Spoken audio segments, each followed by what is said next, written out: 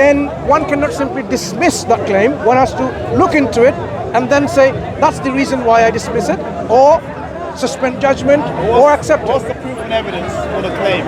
Okay. Because I mean, the claim is that 1400 years ago, he went to a cave, and an angel spoke to him, and then after that, he remembered it and told other people, and then eventually it was written down. Yeah, so the Quran has been received by the Prophet through an angel from God over a period of 23 years. It's not just one go and a whole sum, bit by bit and so on, because that's how it's easy for him, because the Quran says so. Had it been like one go, it would be very difficult for him. So if you look at the Quran provides two types of evidence. One is a negative type, in which it offers you falsification test to falsify it. If you cannot falsify it, then you are going to be in a situation in which you will be struggling to explain, how do I explain the origin of the Quran?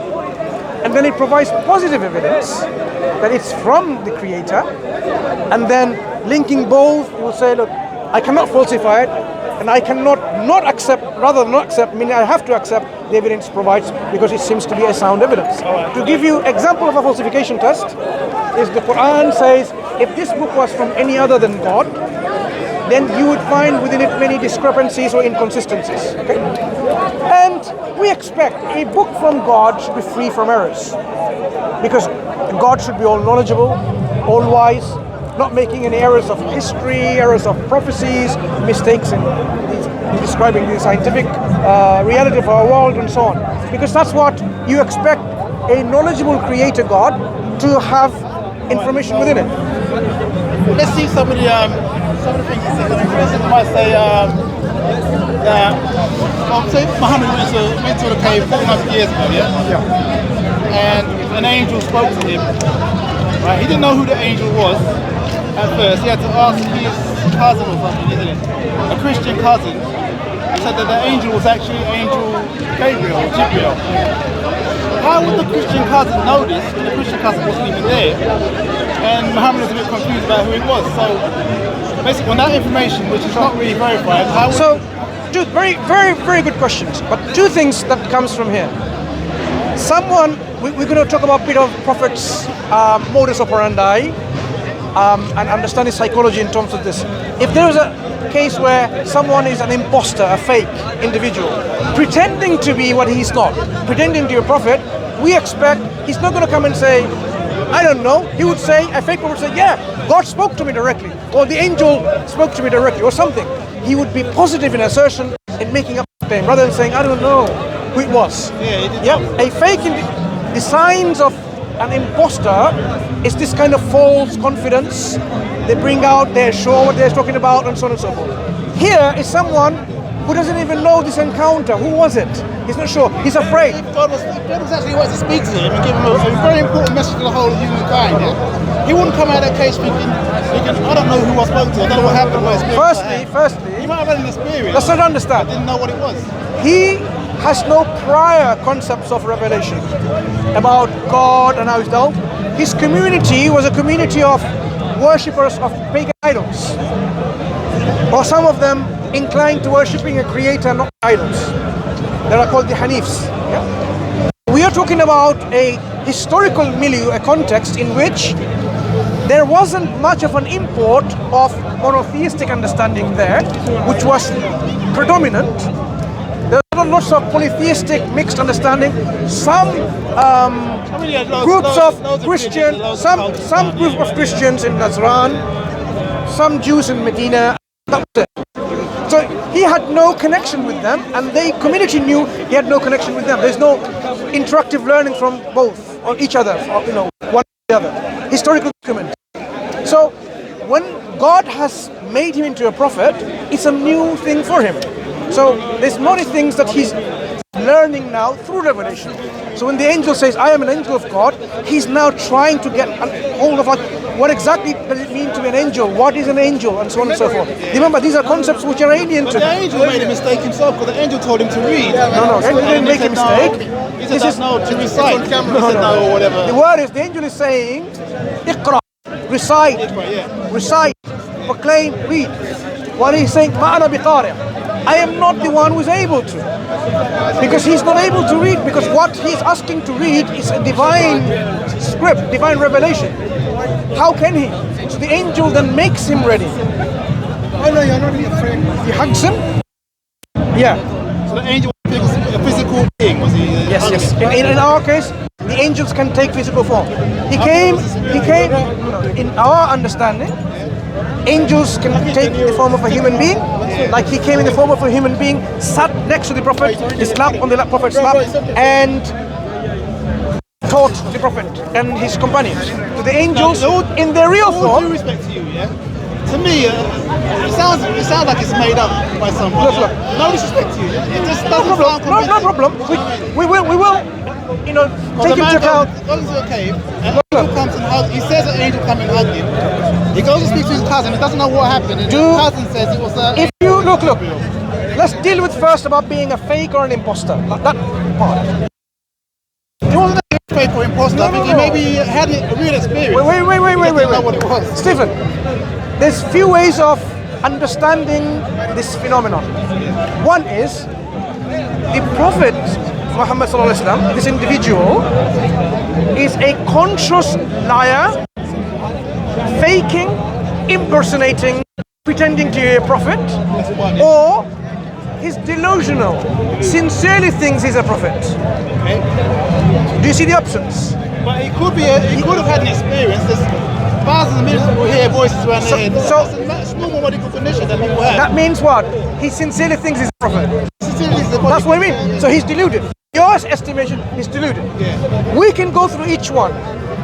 If we were to analyze each one, and you will see that our excuses will fall short in saying he is like that. To give you the opposite camp, because there are some people who say he's impersonating, he's a fake individual. Look, how did his cousin, was it Warwick? Okay, Warwick ibn Nawfal. How did he know Sure. that it was Jibril that spoke to him? Fine. He wasn't there. So let's deal with that He didn't first. experience it. So when he went to his wife, Khadija radiallahu anha, the Khadija radiallahu anha said, look, I know you are not a bad person. You are charitable, you're truthful, you look after the orphans and so on. So all the things she's saying are positive. You would not be visited by a demon or anything like that. It must be something, a good thing that's coming to you, who's coming with you with something good. I know someone who's my cousin. Go and ask him what his understanding is. So this is, Stephen, as you realize so far, this is an understanding of a person who's not impersonating on faith. Shows like he's sincerely believing what it is. So God. No, I have not answered your question yet. Stephen, I have not answered your question yet. Relax. Other cousin now. So relax. Khadija is his wife. Khadija is his wife. Yeah. He knows the angels talk to him, that the angel says, I am the angel. He doesn't disbelieve in him. He's afraid. He says, wrap me up. Cover me up with a blanket. Cover me up. So cold. Because this. What's happened to him is, it's like, imagine that if I give you an electric shock, you will feel differently. The Quran that descended on him, the experience that he went through is totally phenomenally different from all his experience for the 40 years of his life. So now he is really shaking, he's feeling shivering. This is how our historical report narrates. He says, cover me up, cover me up. So then, as he describes to his wife says, I know someone who might know something, because there seems to be a connection about. This seems to be someone who... Maybe it's a kind of neurophysiological reaction. No. From what the Prophet described, she linked. Like, firstly, she acknowledged that he's a righteous person, good person. So it's not a satanic, what they believed in, like a Satan impersonating or influencing him or overtaking him. What do they call? Someone comes in you. Possessed. It's not like that. And she even said, okay, let me see what. Is the angel is here? He says, yeah. Okay, fine. She, uncovered part of her leg, her clothes. He disappeared. If he was Satan wouldn't disappear, because Satan is the source of all evil and encourages people to do all the evil things, sexuality and pornography, whatever. An angel disappeared. When she said, okay, fine, let me just uncover a little bit of my clothes here. Yeah. The angel disappeared at that point. The angel disappeared. Yeah. So he said, look, the angel was still coming. He says, is he still there? Yes, not there. No. Nobody could see the angel. But how did you know the angel disappeared? You couldn't see the angel. No. The Prophet said he's no longer there. The Prophet is seeing the angel. The angel can be visible in his original form, he can be invisible. He can choose. No way to verify this. It's just speculation. Stephen, look. We are trying to understand the phenomena. Let me help you with it first, which is called a psychological understanding of the reality. Then we'll talk about the scientific understanding of the reality, historical understanding of reality, and then we merge all of them and say, where lies the truth?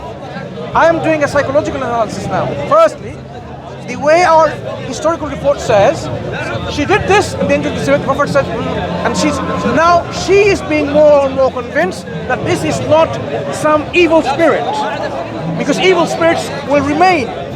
Historical report said this. Our historical report. What historical report? So Our biographical reports. who was there to witness this? You're bringing in other things where then I have to address that and address. Let's stick to one He's thing. there with his wife, him and his wife, he had an experience, him and his wife. Firstly, do you accept the possibility that all these events could be narrated by the Prophet and then recorded by his companions for the posterity? Is there a possibility? Yes, of course. Good. So we're saying take that for now. By actual historical scrutiny of whether these records exist. After the events, like years after the events. I am saying for now, to make things simpler, to deal one account at a time, let's not question the historicity of these reports, because that will then derail our conversation to historical investigation. That's what I'm here for, mate. No. Question this. You can't answer every single tangent. The focus is on one, and anything questions like this we can deal as it's appropriate. Right? Good, Stephen. Now, as you say more things, I get more questions. No, but hold on to these questions. Remind ourselves, it's an important question. So she took her to Waraqa bin Nawfal. Waraqa bin Nawfal was a Christian, okay? And he was blind, as far as I recall. But doesn't matter. When he heard the story, he worked out, said, I know this sounds like a namus, the spirit. Like they believe in spirits, Holy Spirit, for example, that brings in revelation. Says this, I wish I can live to see you today when you become prophets and when you convey the messages and so on. So he didn't live that long. Okay? So that was the whole historical encounter. That is the first encounter of the Prophet ﷺ to receive revelation. Then over a period of 23 years, the same angel visited him again and again, and every year he came in the month of Ramadan to revise how much of the Quran has been learned and so on, right? But you see the question I'm asking though? No, wait. Stephen, we Jibril. will address all of that. This is what the claim is. It's Jibril. Now, you and I don't have access to the Jibril now. We can't see him, we can't verify him. You are distant from the event. So you need to have a tool which is testable to say, well, that's Jibril or not. If you can give me that tool, I will apply it and tell you. In the absence of that, let's deal with the Prophet's, his motives. Is he faking to be a prophet, or is he sincerely? You said sincerely. But I want to, just for the sake of comprehensiveness on this matter, there are many people who think he's an imposter. If he was an imposter, people must have a motive why are they pretending to be a prophet.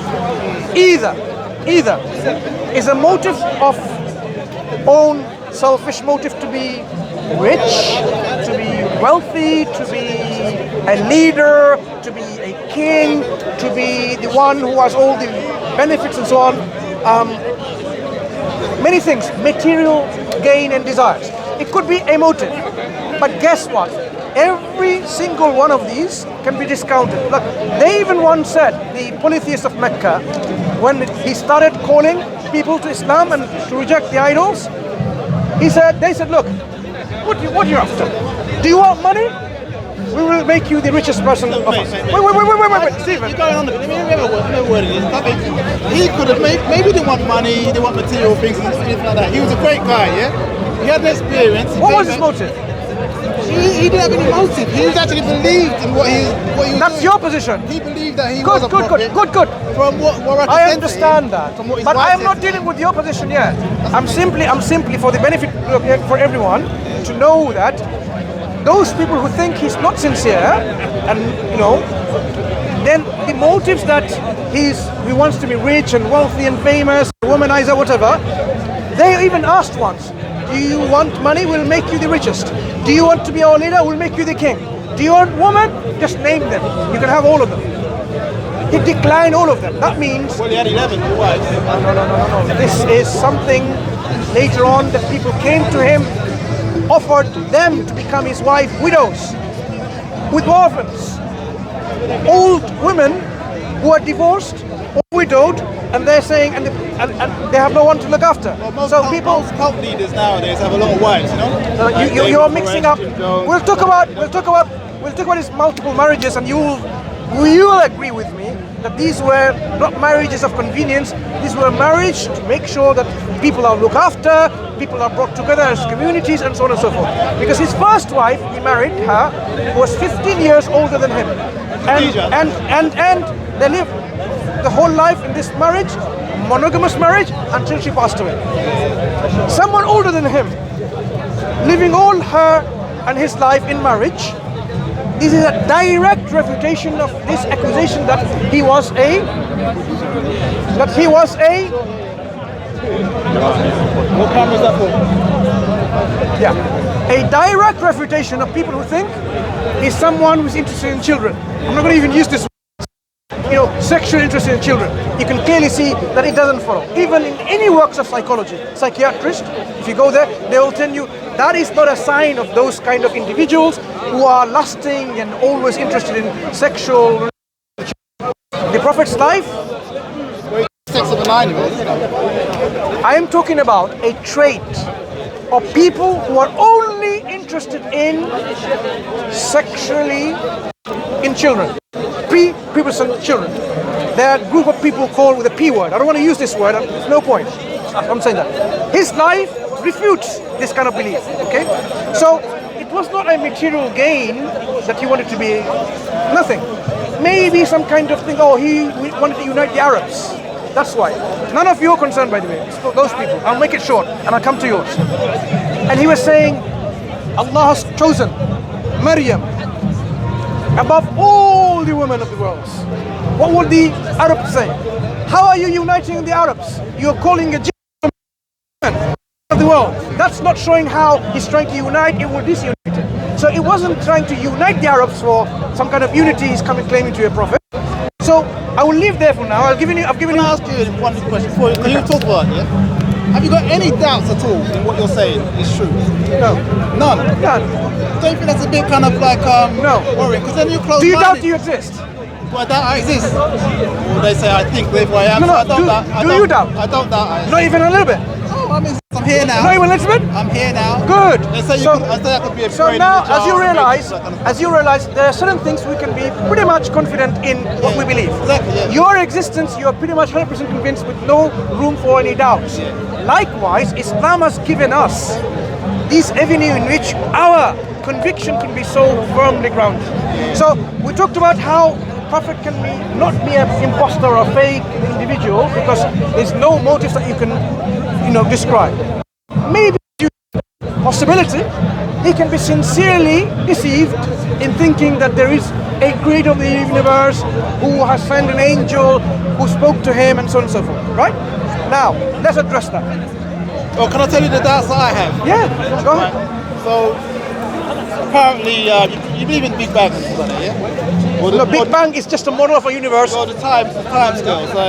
God created the universe about 13.8 billion years ago, yeah? And then 9 billion... Our universe that we know of, according to scientific understanding, is 16.8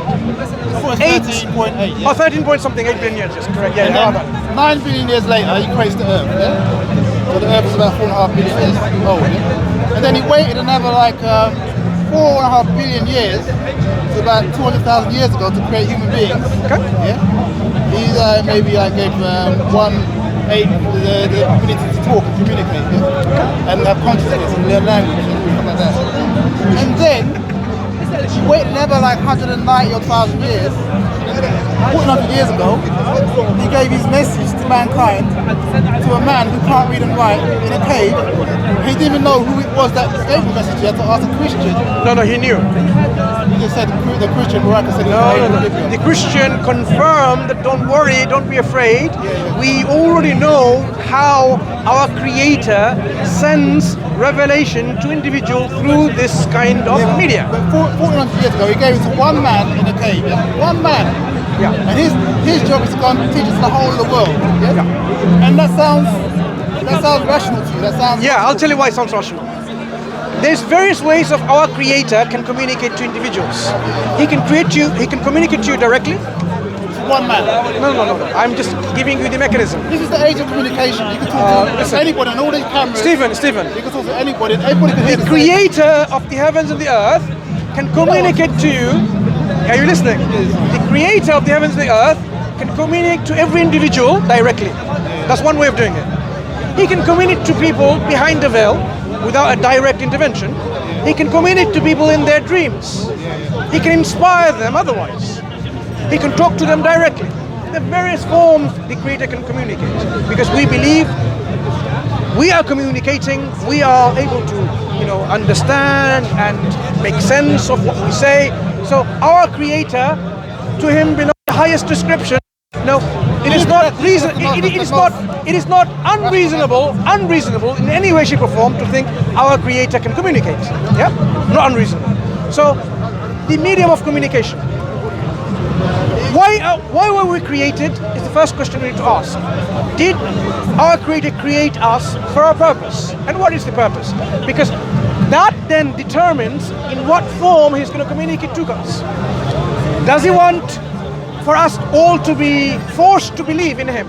Or does He want us to appreciate with our particular makeup of human reasoning, the intellect? Does He want us all to be convinced, 100% like you are, that you have the Stephen, right let's try to understand something. Does our Creator want us to be forced to know that He exists and believe in Him? Because would that make sense? Imagine now, I put a gun on your head and say, believe that I'm your master. There is no choice involved, because you're going to die, right? Do you have a choice? I say, look, you have a choice. There is no choice. But that's exactly what God does to us. Believe I'm your God, or I'm going to burn you in hell. Or No. Christians say that. Muslims say that. The Creator has said, look, I am the owner of you. I made you, I created you, I gave you life. But I want you to do these things because you are mine. You're my creation, whether you like it or not. I mean, if you don't want, for example, I can say, for example, you don't believe in gods. Okay, stop breathing the air of God. Stop drinking the water of God. Drink your own water, make your own water, make your own air. But you won't be able to, because all that's provided is what we're saying is Creator. So because we are already dependent on the Creator, our role is to sacrifice ourselves. This is the reason. Let me try to fulfill the reason. Yeah? Yes. Right now in Israel, they're bombing Palestine. Yeah? They're equally convinced that land is theirs by God, 100%. That God gave them that land. Palestine is 100% that gave them this land. How are you gonna? You have to have some kind of room for kind of like doubt. Just say maybe that God didn't give us this land. Maybe we can share it. Maybe we can come together as our human beings. What you're describing. Not kill each other over this. What you're describing is when there's a conflict of ideas, it means that thing that their idea about is non-existent. It doesn't follow logically. Let's say we are disputing. Are we in London or are we in Melbourne? Are we in Dhaka? Are we in Nepal? Imagine we're all disputing. Does it mean we're no? That shows you get it. No. Maybe that thing that we're all disputing. No, listen. Does that mean we are not in London? We're in London now, yeah. Good.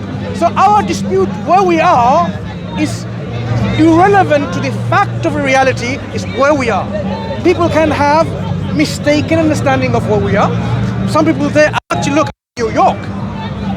Mistaken understanding. What we say is, as you said earlier, which is not correct, God did not just simply give a revelation to the man in a cave, and that's the earliest form of communication from God. No, He was the last of all the messengers. There are hundreds and thousands of prophets and messengers that were sent before Him to all nations and communities, telling them what is required of them.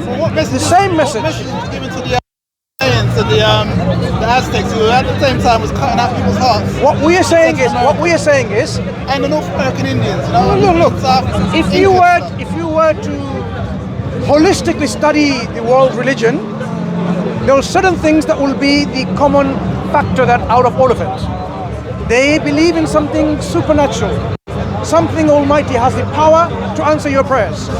Yep. They believe in someone who gave life, originated this universe.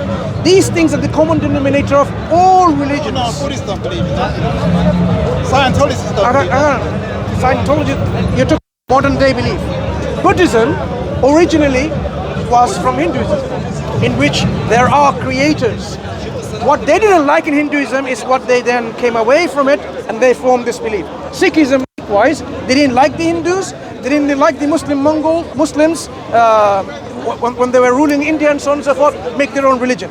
We need to differentiate between what people claim to be the original religions, which people believe, and which are reactionary religion. Scientism is a reaction. Well, the original religion, of course, is ancient Egyptian religion, went for about 5,000 years. Yeah. What did they believe? What did they believe? You can find the reference of the belief. They believed in the sun gods, and the different stars. Why do they believe in God in the first place? You see, the idea of a God, that someone is powerful than you, who gives lives, takes away life, who does the judgment, who has a measurement in the scale, your deeds.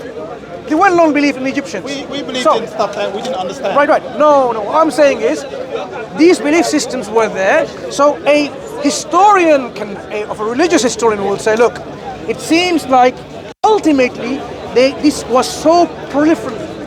This proliferation of belief system, of a shared belief, tells you with a confirmation that yes, had belief system, they made it by its own thing.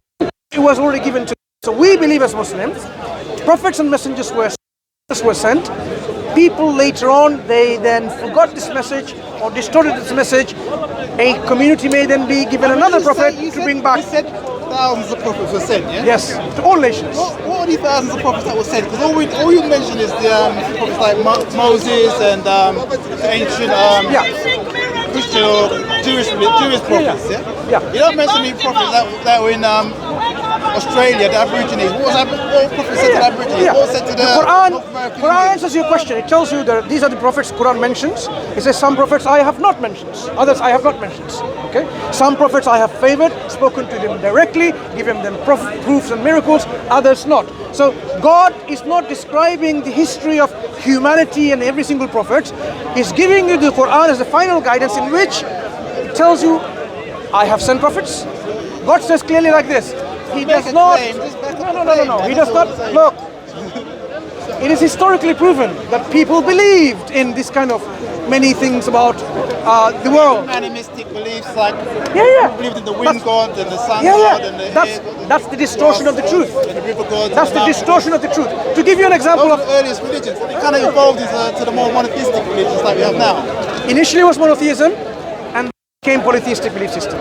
Okay, the idea once people had a few hundred years ago that initially everyone was polytheistic in nature, and as people more and more realized these are the forces of nature, and then it became more and more like monotheistic, right? False historically. Monotheism was first, and then out of it, people's distortion, satanic influence, and various others made people believe, associating partners with God, polytheistic. Christianity is a cry. You're making more claims there, satanic influence. I mean, I personally believe that people had, living in a world, we didn't understand a lot of things like nature, and a hurricane comes, an earthquake shakes. There's no way of comprehending what's going on, so you kind of make up the kind of like, we need to understand. It's very, very uncomfortable to not understand things. So to understand things gives you comfort, especially if you've got a king who's ruling a nation and you're having a famine and he can't control it because he's not in control of nature.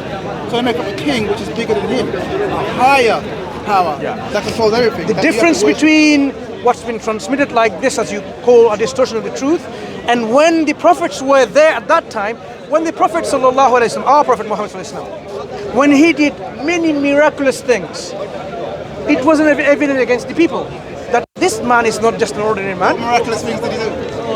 He split the moon. He split the moon? Yeah, I heard of that, yeah? So the people who witnessed that, there should be evidence of the moon. No, not necessarily. No? Are you saying God is incapable of putting it back together without any remaining marks? I'm saying that other countries around the world, like the Chinese... Are you saying God is incapable of making it only a local event so other people... Okay. Right. How much time has passed since we were discussing? Roughly half an hour? Half an hour. Half an hour. How many times did you see the moon? What happened to it in that discussion? I haven't seen the moon. You haven't seen it. Anyone else? Right. You can't expect. Another part of the moon world, it's nighttime now. No. Out. They would have seen it split. Still. Even if we had that discussion at night time, the probability that you'd be looking at the moon, always the moon, is very less. People don't actively split or not.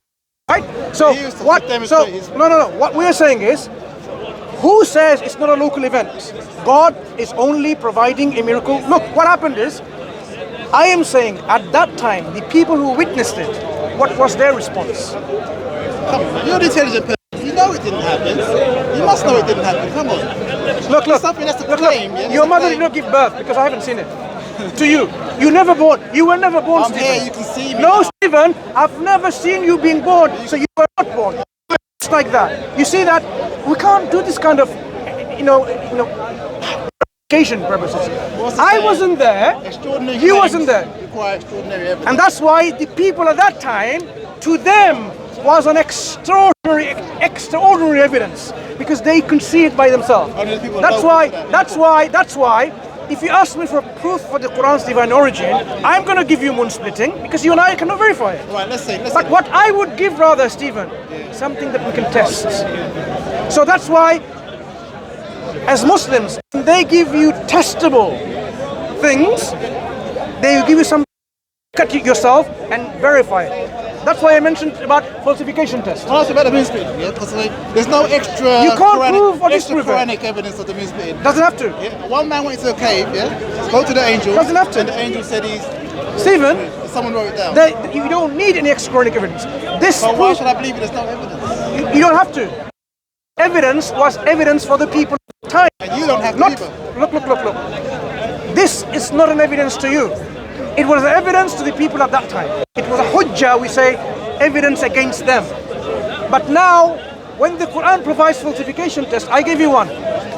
A book from God should be free from mistakes and contradictions. Oh, I'll give you another mistake. What mistake did you give me? Firstly? No, you said another. What was the first one? No, just the fact that he went in there and did this, and he didn't know who it was. That's not a mistake about the Quran. I mean, in any way, shape, or form. I do wonder, but God says that all living things are made from water. Yeah.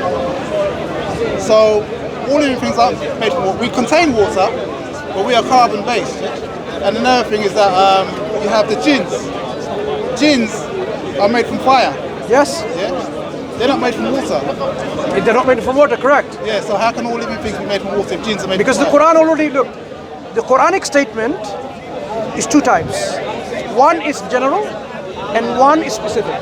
The Quran highlights the specific creation of the jinns, the angels, and then it tells you specifically what human being, how they're created, and especially general forms.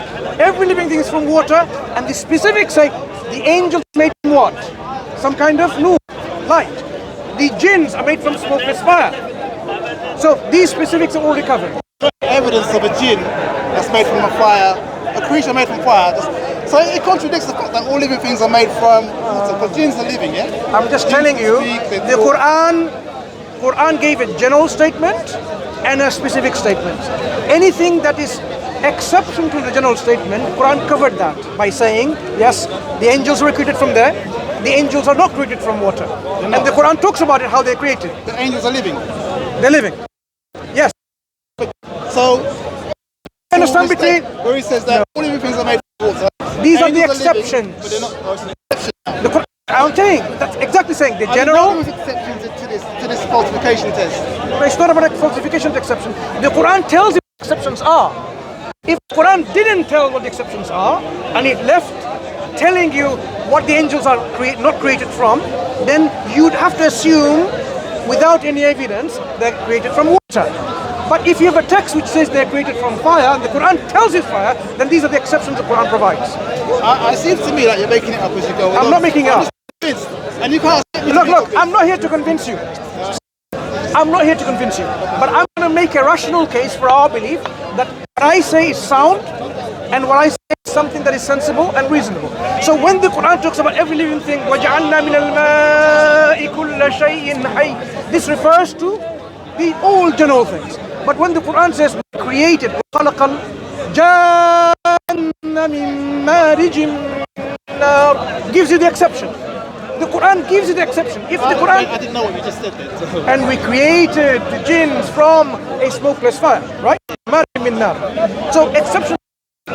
So these things, in any way, does not falsify the Quran being from God or not, because the Quran is quite consistent in what it's saying. And we know every living thing is made from Have water. you ever seen a jinn? Not me personally. Not you personally? No. Has anybody ever seen a jinn? Yes. Yeah? Has anyone ever recorded a jinn on YouTube? I don't know. I don't know. Because, you know, like everyone's got cameras Are you now trying to use? This is where the problem of approach is. Are you now going to use a faulty tool to ascertain the truthfulness or the existence of something? A faulty tool. Like if I want to know how my hair looks like at the back, I can't see it, right? I say, you know what? Look at the ground. I can't see how my hair looks like. Is that tool, the solid ground, a right tool to see my back? It's not. You are alluding to or implying to use the scientific methodology of empiricism to understand the metaphysical realm in which there are things beyond the physical world. Right, what do you mean by metaphysical?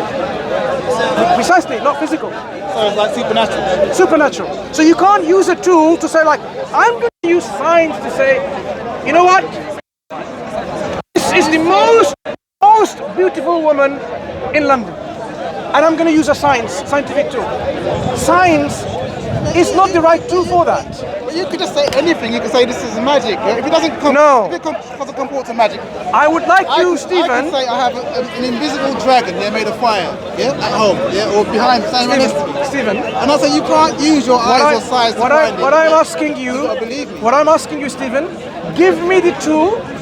If I check that it's appropriate, then use it to verify or reject the jinns using that.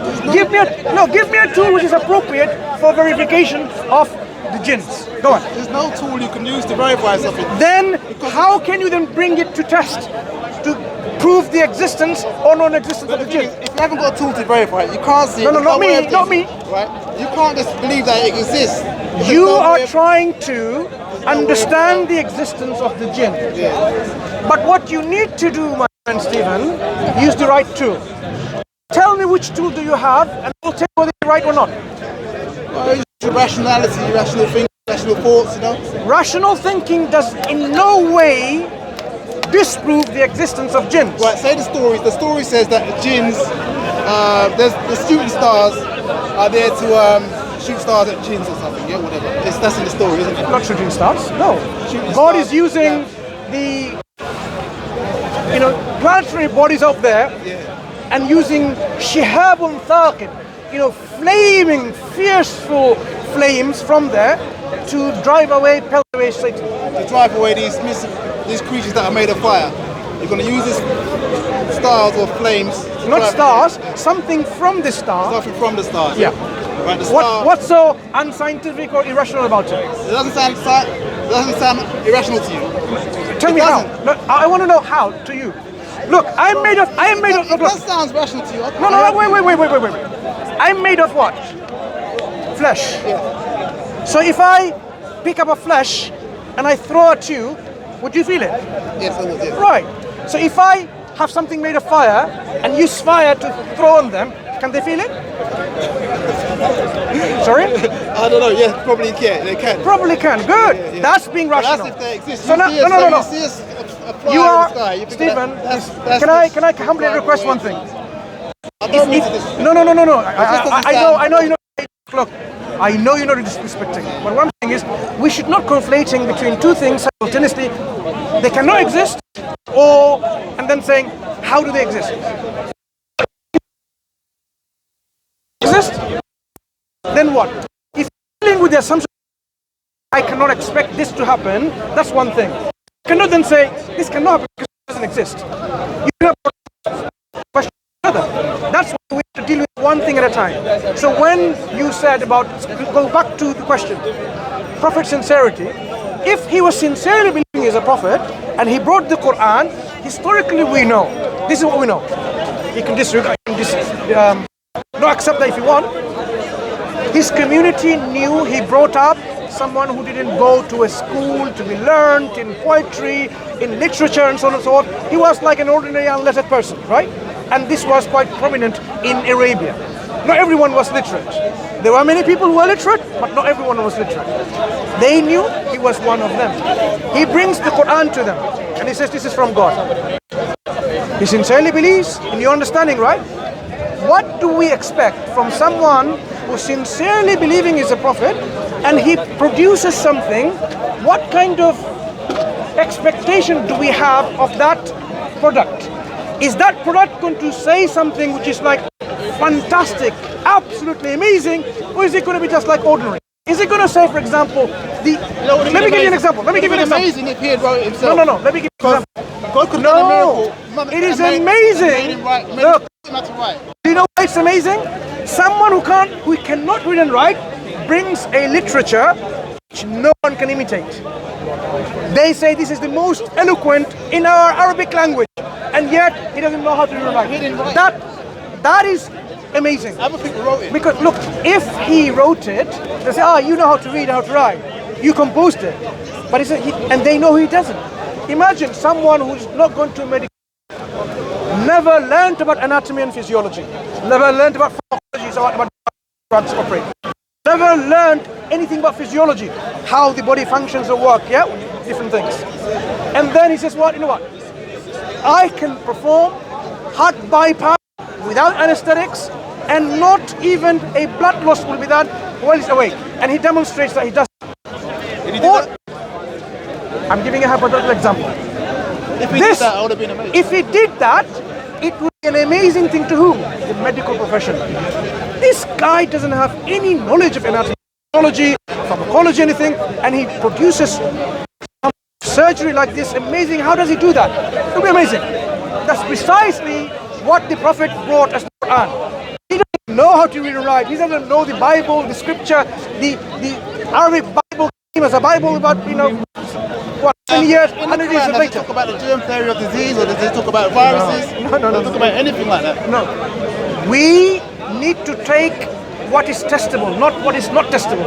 If it doesn't say about germ theory, you can't say, let's test that, because it's not verifiable. You need to deal with this testable.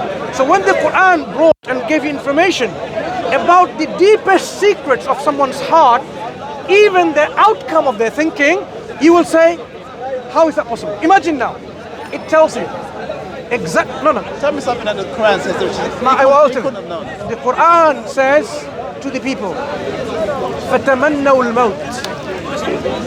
Seek for death if you're true to the Jewish people at that time.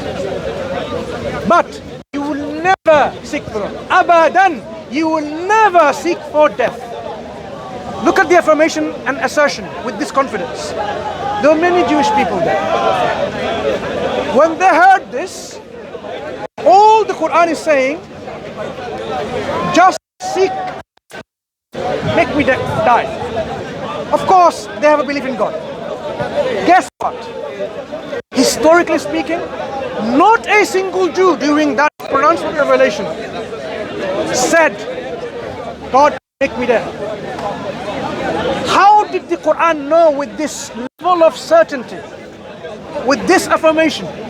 One example, another example. No, hang on. Another example. Look at How did it know? Look at the Muslim population. 1.2 billion in the world, whatever. You got like 2/3 of the world population are Christians. You got Jews of all these different religions. 1400 years later, people still ain't convinced. If it was God all powerful, he could have got everyone convinced. That's a different argument. At one point. During the time of the revelation to the Prophet, his own uncle did not believe in him. Belief is not automatically linked with proof and evidence, and you believe in it. Give me an example. You could have done a better way. No, my friend. No. God doesn't force people to believe. No. He gives them. Getting the information across. Wait. Correctly. Have you ever seen people smoking? Have you seen a cigarette pack? Yeah. What does it say on the pack? Smoking kills. Smoking kills. Yeah. Smoking kills, and people still smoke. Because they're addicted to it. Whatever reason. The information, is it understood? Is smoking kills. Where it's coming from, it's understood. From health authority, from the government, health authority. The consequence is known, it's going to kill, lung cancer and so on. But guess what? Even with the clear, unambiguous proof and evidence, people still continue to smoke. Right. So the people are addicted to their previous beliefs. What I'm saying is, Christianity, in answering to your question, to Judaism, Stephen, I'm answering your question. Why is it that all these years, hundreds of years, people are still not convinced? Because they're addicted to their beliefs. It's because of, even though the evidence is there, the Quran says, look, if there were stairs ascending to heaven, if there were mountains of gold, there will be people who would not believe. Because belief in the heart is not just the evidence, there's something else, where it's the acceptance of evidence. People may not accept the evidence for various reasons. You gave one example of our addiction. There could be various reasons.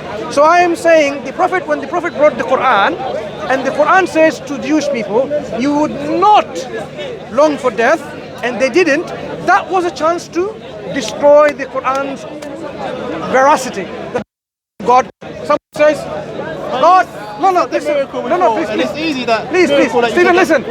If a Jewish person at that time says, God, make me dead, the Quran will be falsified.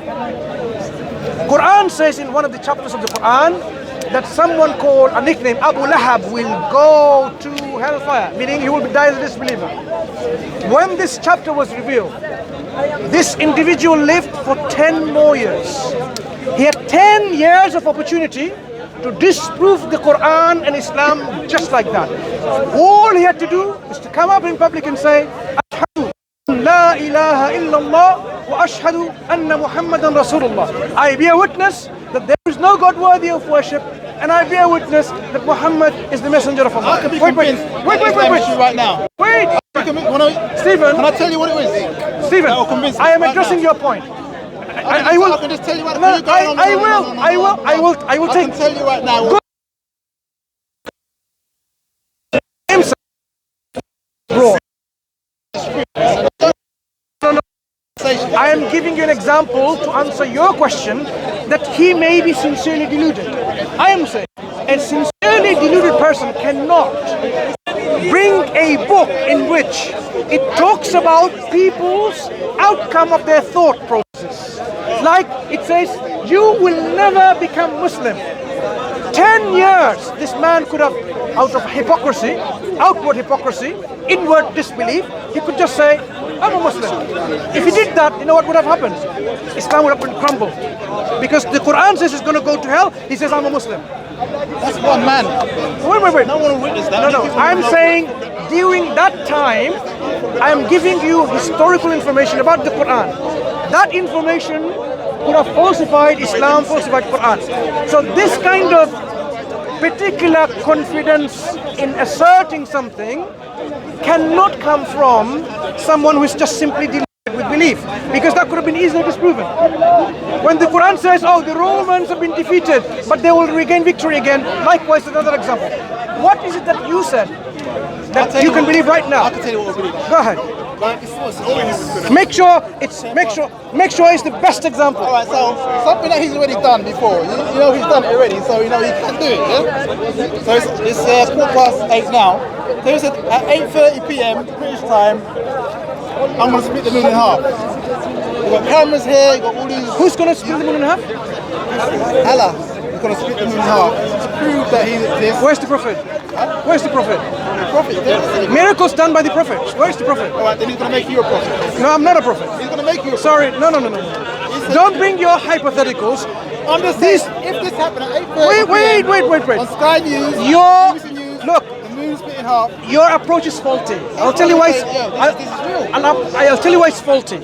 If you want something of verification or test for something, you need to have the right methodology, right tools. Then he will give you the right results. Miracles were given to the prophets and messengers. There is no prophet and messenger to provide that that miracle. So you can't use that argument. But the thing is, you got space telescopes, you got the Keck telescope. What? All it takes is just zoom onto the moon. And? 8:30 comes along, see the moon's. And who's going to do that? Yeah? Who's going to do that? Allah's going to do it. Allah's going to say that he did it. No. And then on Sky News, they're going to show it, then Allah will give the broadcast to the whole world. You missed the whole point. And then we all know that You missed the whole point. Whether we believe in him or worship him. Steve, We know. let me give you something simpler. If you see someone in the sky, he says, I am God, and you hear the voice, would you believe in him? No. I'm saying something. Wait, no. Something that is physical. No, We know he can do it. Stephen, listen. Someone who says, I am God, you hear the voice, and he says, look, you don't believe in me? Vanish from existence. Turn into a frog. Banana. Destroyed. You know no one can do that. He says, I am God. Would you believe? Maybe. If the whole world could see the same thing. Yeah? Wait. Forget the whole thing. Yeah. You. Yeah. Would you believe? Maybe I would. I mean, he's God, yeah. How do you know you're not being in an illusion? Oh, it's just me that sees it. Yeah. Then it could be a personal belief. How do you know mass hysteria and mass illusion? All on Sky News. Everyone's putting their cameras on it. Everyone's watching it. Yeah. Everyone's seeing the whole thing happening. It's played out throughout the world. Yeah? Have you not heard of Fatima? Where people can see Fatima in Europe somewhere. She appears in the sky, and then Virgin Mary crying and so on. Have you not heard mass historic hysteria? My mother was in a pilgrimage at Lord's at the moment because she's a Catholic. Okay? Did they not witness all of that thing? They all said they witnessed it. Yeah? They Right. were convinced So that is they it not possible for mass hysteria, mass delusion? Yes. Yeah. So basically, if you were there and you witnessed that, you would say it's just an But illusion. give us something, man. No. That's what I'm saying. Something. I will give you something that is something that you will have no wiggle room. you're- All that you're asking for. You're convinced. Yeah? You're convinced. Although you don't know all knowledge. So you can believe something 100%. Stephen. But you can't know something 100%. I'm saying, Stephen, anything that you ask, what's stopping you saying, I am being deluded? There's coming off a nerve gas floating around, psychedelics, narcoleptics. These are making me think about God is there. Look, stairs going up to heaven. I am having a vision of, because it's like all this nerve gas into me. You'll make all these excuses. I could be wrong, okay? And so could I be know. others. Could you be wrong? Can you be wrong For what? about your belief in God? I told you the reason why I cannot be wrong. You cannot be wrong. Because I have a firm grounding in my belief. What's the point of convincing, trying to convince people, yeah, who are also equally convinced in their beliefs? Fine, I can tell you why there's a room for. Look, the reason why I'm convinced is not because I blindly believe. That's the difference. Majority of the people on earth, they believe by blind faith. You have seen us speaking to the Christians, demonstrating again and again how Trinity is incoherent, illogical, irrational. But they still believe in it. To them it's logical and... No, it's not. It's not. They say it's beyond logic. It's paralogic. It's a mystery. Metaphysics, like you said. No. Oh, that's metaphysical. That's What they do, supernatural. Stephen, what they do is they throw logic out of the window to get out of this problem. But you're throwing logic out the window to explain... When did I throw logic out of the window? To explain the jinns. And, What? And the angel. And Wait. Is the angel of this world Angel of this physical world? It's a spiritual, metaphysical That's world. what I'm saying, it's a metaphysical world. So how is believing the metaphysics illogical? How? You asked that In fact, it's illogical to somehow say there's no paranormal activities. It's illogical to say there's no metaphysical reality. What logical grounds do you have to say that they don't exist? You said that to a Christian. No. I'm asking you as an atheist, an agnostic, as a scientist, as a philosopher, right? You may be neither of them, but as a human mind with intellectual query and inquisitiveness, how would you know that certain things cannot exist beyond our physical thing? For example, I go back to the originals and I say it all started off with one man walking. No, he didn't. Having an Islam experience. started hundreds and thousands of years before him. Islam started with the first man, Adam, and it finished in the form of finality of revelation with the last messenger, Prophet Muhammad sallallahu alaihi wasallam. Okay, look. Now I'm going to test you about something, if I may. Do you know gravity exists? Yes, Okay. Using your senses. Patience. What are our senses? Our senses. Yeah. Because we do experiments using our senses. But Smell, touch, hearing, seeing. What else? Taste. Taste. Good. Out of these 5 senses, show me the bottle again. Okay, now, which of these senses are you using to say, I have seen gravity? Well, you're not using any of the senses to do it. No. When we devise experiments, we have to use our senses to see what's happening. Let's say optical, we can see. Wait. All I've seen is a bottle. I've not seen gravity. You see it drop. No. You measure the drop. Wait, Stephen. Let me go through. How does it taste like? You don't know. That's a category. Wait, no. When we are using the physical experiments of a physical thing, you think gravity is physical? Good. So let me see which of the 5 senses we can actually use to see gravity. Or no gravity, rather. Not see, no. Can I taste it? No. Can I smell it? No. Can I feel it by touch? No. Can I see it? No. What else was it there? Anyway, fine. Hear it. Can I hear it? No. So, what? Wait. Stephen. You be saying it's the God of gravity. No. Stephen, look. I have spoken to many atheists and agnostics. When it comes to gravity, the whole world opened up to them in critical thinking because they have not thought about this before. Gravity, what color is it? I can't see it. What kind of things does it emit sounds? It doesn't. So that means, look, Stephen, look. You are not appreciating the gravity of this example of gravity. It's really, it is. Thank you. What we see instead is not gravity. We see a bottle being pulled by something that we don't see, taste, hear, touch, smell, and so on. So this is something that is unobservable. We only saw the effect of the gravity in which the cause gravity exerted an effect on the bottle and it pulling it. That force, gravity is a force. Yeah, it's a force. Wait. So Newton's came. Please, Stephen. The force is something that we haven't seen. We observe the effect of that force. So you make a mathematical model to try to explain. Wait. If scientists are trying. Predictions of gravity waves, where they see 2 heavy stars rotating around. Do you know light? They detect the waves. They predict they're going to get waves. Wait. And they build this great big machine, that can detect the waves from these 2 heavy stars. It's supposed to be giving up a lot of gravity waves. Do you know light is made of photons? People are hypothesizing that gravity is made of gravitons. That's what the physical explanation would be. We haven't observed graviton, we haven't seen it. Until then, we are happy in knowing from the effect gravity produces. They observe gravity waves though, This is something that's pretty recent. They make a hypothesis. No. They have observed the effects the gravity has. Not the cause itself. That's the thing is, we don't understand. Scientists don't understand everything about the universe. From what we understand, we only observe the effect of gravity, but that doesn't stop us from accepting gravity existing. Right. If you are happy with understanding the existence of something like gravity by observing its effect, then be generous to say, I don't necessarily need to see, hear, taste, smell, or touch God, if I can apply these senses, to know God exists. All is sufficient. Likewise, is the effect that God, our cause of everything, produces. But you're just putting God into the whole of our God is the cause of everything. That we don't understand. That's the God of the No.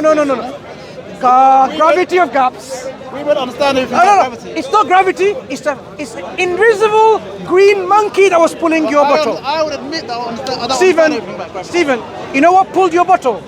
It's an invisible green monkey. Was it my invisible dragon that's made of fire? No. That bottle. You can make any claim. Wait. Show me some evidence to support it. Stephen, I am saying it was an invisible green monkey that pulled your bottle. Yeah, give me the evidence. Give me the evidence. It's invisible. How can I give you evidence? It's invisible. You can't see it. It's my invisible dragon.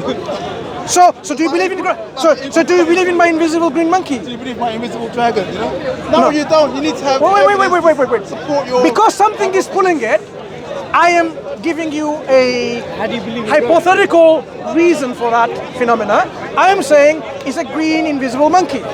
You have no reason to disprove it or disbelieve it. This is all irrelevant, man. It's not irrelevant. No. Your God. Your No. God that you believe in, yeah? That's the very important thing. You If agree- I don't share your belief in your Look. God, yeah? I'm risking burning Do you in hell for do it. you agree then we can look at the effects of something to know that the cause exists? Yes, of course. Yeah. Excellent. That's a very good development. So when we look at this universe, we look at precision assembly. Precision assembly.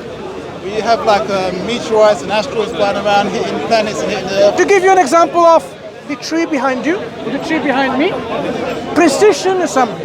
The way the structure of the tree is, if you were to go inside, look at the microscope, you will see the cells. You will see how the cells connect together to form a tissue. You will see how the capillary movement of water, defying gravity, makes sure the water from the ground goes up to the roots, all the way to the branches. You see how chlorophyll is there. By using the light and make photosynthesis, transforms energy and goes all around. Precision assembly. Precision, such way. You do understand that 3.5 billion years ago, there was only like single-celled creatures on this planet. There weren't no trees, there weren't no grass. Were you there? No, but that's what they found in the fossil record. No, they haven't found anything like that. All they have seen is, in the fossil strata, some organisms here, some organisms there are different from each other. It proves nothing. It just says they existed. That's all. The Cambrian explosion, pre-Cambrian world, Triassic world, the dinosaurs. Cambrian explosion debunks the idea of evolutionary development from one species to the other, because according to the model, Darwinian model, it is something that's gradual, not sudden. Cambrian, not explosion, the Cambrian explosion is a total hit with a hammer on this idea and theory of a gradual evolution. You heard of punctuated equilibrium? Like Tell me. When the dinosaurs died out, 65 million years ago, we're in a period of punctuated equilibrium. Like the evolution is accelerated very fast because the mammals took over. We have things like whales evolved and stuff like that. To us human beings, if the great asteroid didn't hit the Earth 65 million years ago, we wouldn't be here. So you're saying that from what I understand, what you're trying to imply is it's been thousands of millions of years by natural things all around, without any conscious designer, without any intelligence, without any choice and volition involved. These precision assembly occurred. So that's what you're telling me, right? yes. Okay. Natural So selection. if I leave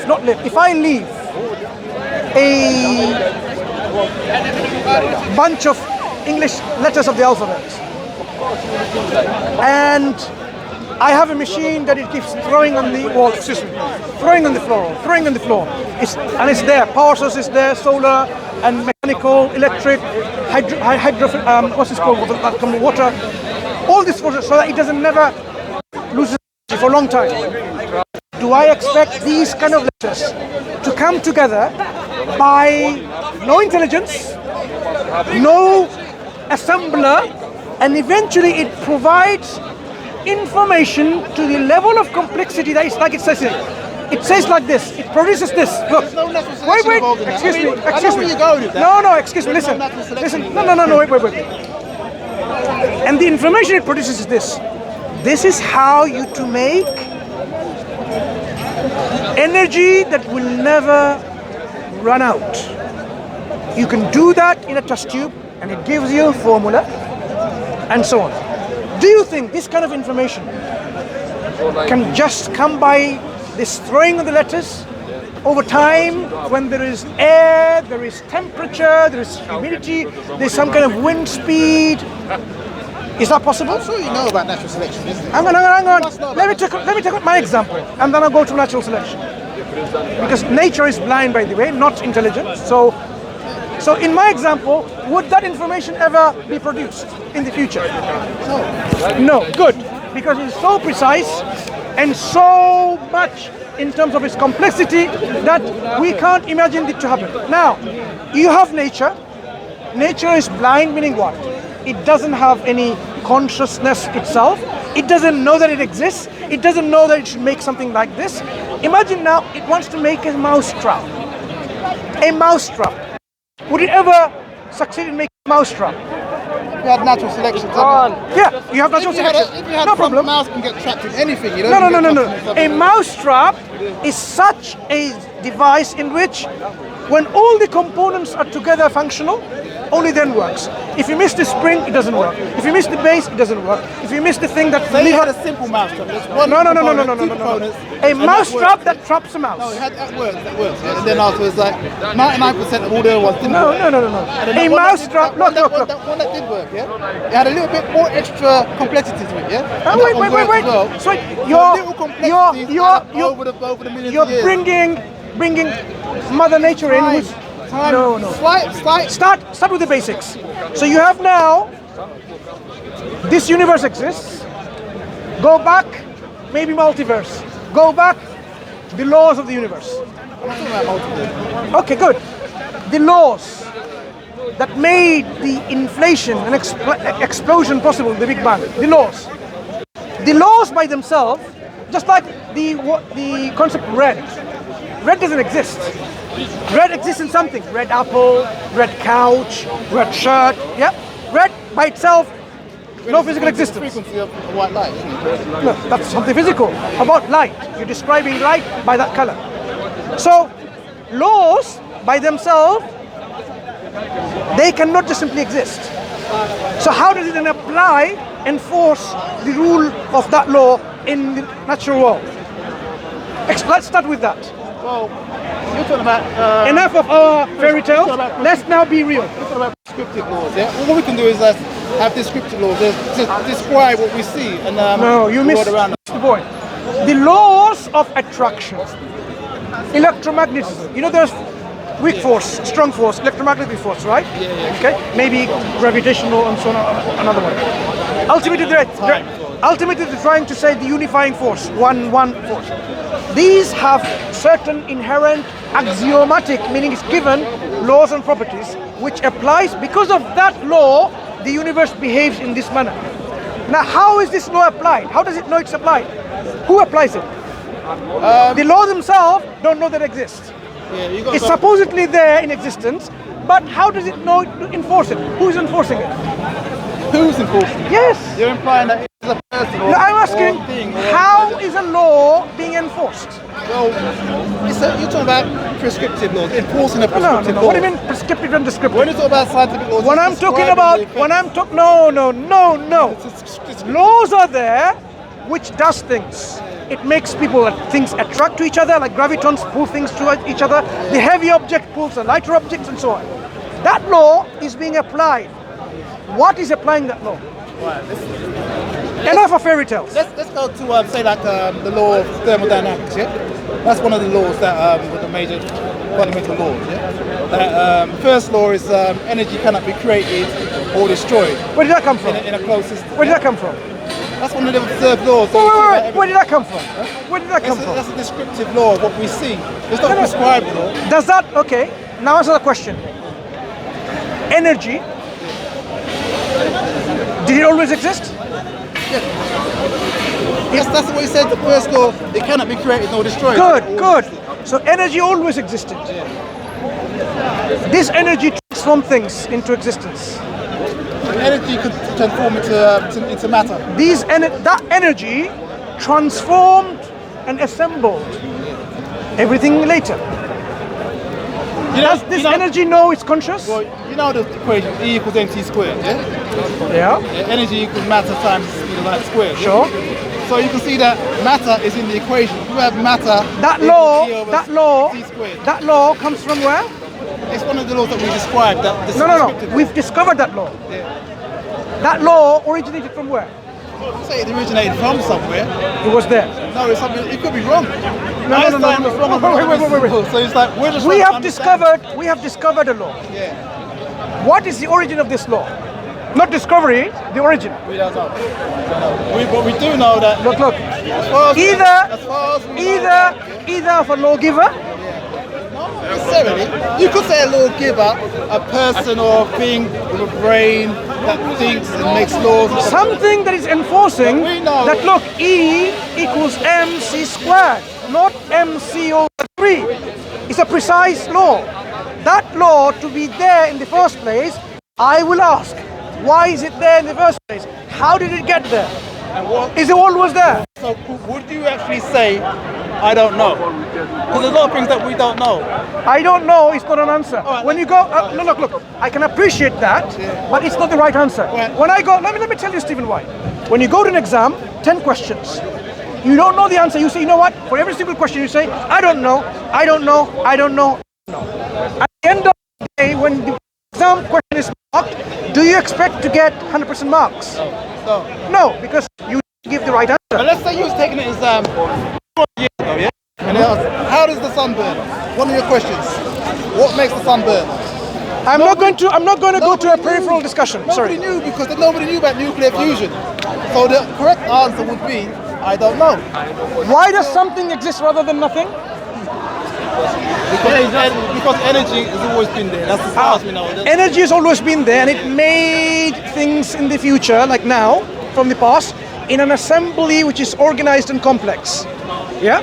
My heart tissue, organ, the tissue itself, made of cells which are different from my lungs. During embryonic development, those cells, they knew exactly where to go. And they knew exactly where to aggregate, and they made the heart. A precise engineered item. The thing is, wait. Some people's bodies, their cells don't know exactly where to go, and they don't survive. No, exception. They have like exception when you mess around with the program. The program is there with no interference with the program, with extra radiation and so on. Listen. Listen. Not perfect. Doesn't matter. What I'm saying is, I got these glasses on, it's because my eyes are not perfect. Because the program is there, after a certain time, it should behave that way. Because the programmer did not want to make you live forever. That's the design already. Fit for that design. That you will not be able to see it when you become weaker. You will not just, it's all the program. You will live forever when you go to heaven though, isn't it? Your design makeup will be different. You would not need glasses anymore. Yep, you have a different program. Why not? You'll have eyes in heaven. Why not? No, why not? What's wrong? Having eyes. Heaven was a kind of spiritual thing. No, that's Christianity for you. Islam, in which we will have a body. You have a body. We will have a body. Okay. Yep. There'll be a planet. You're on a planet.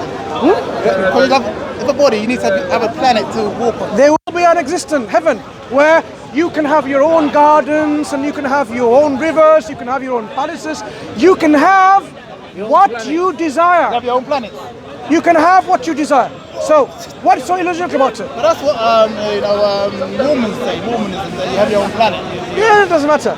So let's come back to the point. Wait. We're digressing. Let's come back to the point. When we talk about the energy, this energy made this universe such a precise assembly, so to such a level of precision. How many decimal places they have correct? Amazing. More than 22 decimal places. The first thing is energy made. When it started expanding, no, 1 second. It made hydrogen. It's the Stephen, first element. And then it expanded. I want to go back to this, right? So, what makes more sense? That thing that always existed, that's what you're saying, energy. So now let's deal with that. Something that always existed, what are the properties that we expect it to have?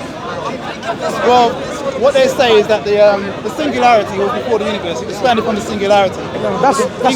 That's not this energy. You're dealing with the product much later. The initial energy that always existed. Scientific knowledge, I'm giving you the scientific knowledge that we know so far. The energy that always existed? Yeah, it's a singularity of infinitely hot, infinitely dense energy. Okay? And then when it started expanding, then it condensed into the first element, like hydrogen. It's like E equals mc squared. So the first this energy, and then it condensed into stars. Stephen, this energy did not begin to exist. Correct? So it is self-existing. If it's self-existing, whatever it has, physical properties, they're inherent. Can there be any limits to these properties? Is there anything that can limit it? I don't know. There cannot be, because it was always there. So there cannot be an external influence to limit it. So if this energy has, say, knowledge as a property, okay, let me ask you, why are you restricting properties of this eternal existence and saying that it cannot have consciousness or awareness? Because consciousness and knowledge is the project of our brain. We know that. No. If the energy wasn't, that thing wasn't self-aware, can it do anything?